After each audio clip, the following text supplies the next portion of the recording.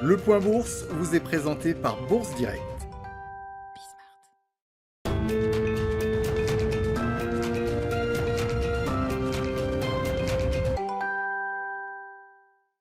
Clôture dans le vert ce soir pour le CAC 40. Le CAC 40 qui aura d'ailleurs évolué une bonne partie de la journée dans le vert, et ce malgré un trou d'air vers midi et demi. Trou d'air que l'on peut attribuer à la panne qu'ont connu plusieurs sites d'information et de e-commerce aujourd'hui. À noter que les sites du New York Times, de Reddit ou encore de Bloomberg.com ont été difficilement accessibles une partie de la journée. Cela n'empêche pas le CAC 40 de clôturer dans le vert donc ce soir et de gagner 0,11% à 6551 points.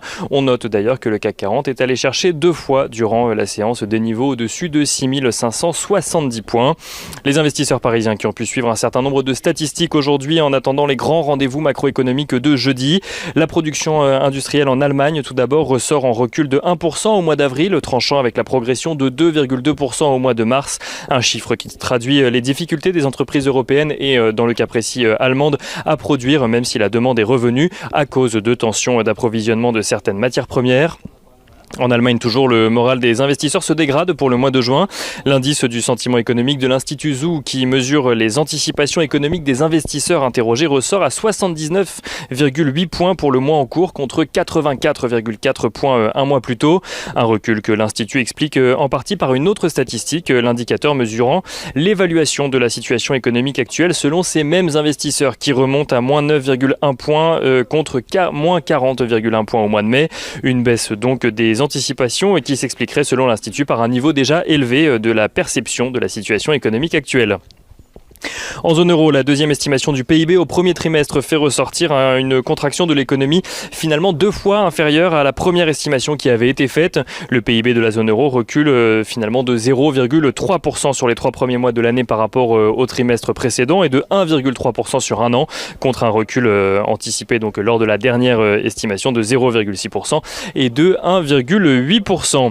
Un PIB dont on note d'ailleurs qu'il est notamment plombé par la chute des dépenses de consommation sur la période. Direction la France à présent, où la Direction générale des douanes relève un déficit commercial de 6,2 milliards d'euros au mois d'avril, après 6,1 milliards au mois de mars. Une augmentation du déficit qui s'explique par une progression plus importante des importations que des exportations, dans un contexte où le déficit se creuse depuis 4 mois dans l'Hexagone. Dans le détail, les exportations ressortent à 40,6 milliards d'euros et les importations ressortent à 46,9 milliards d'euros.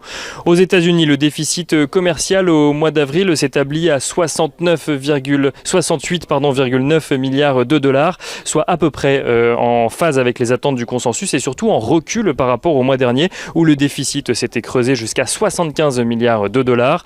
Une amélioration de 8,2% sur un mois permise par une augmentation de 1,1% des exportations et une diminution des importations des États-Unis.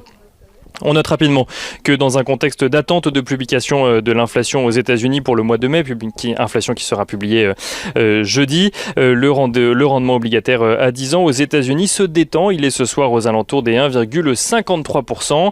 Et si on regarde ce qui se passe du côté des valeurs ce soir à la Bourse de Paris, on note que le secteur automobile est en panne aujourd'hui après une progression de 6 séances de l'indice Stoxx 600, le Stoxx 600 automobile, le Stoxx 600 automobile qui perd aujourd'hui 1,04%. En ce qui concerne les valeurs à Paris, Renault perd 0,1%, Forestia perd 3%, Valeo perd 2,2%, Stellantis reste plus ou moins à l'équilibre et perd 0,13%, tandis que Michelin perd 0,57%.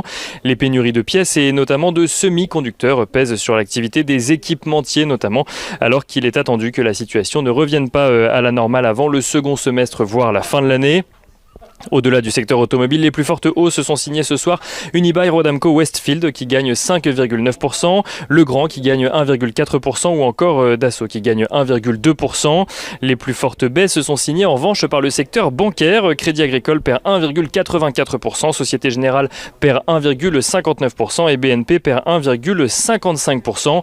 Et on finit avec l'agenda de la journée de demain. Demain, les investisseurs suivront la publication de la balance commerciale en Allemagne, mais aussi quelques publications d'entreprises, ça fait longtemps.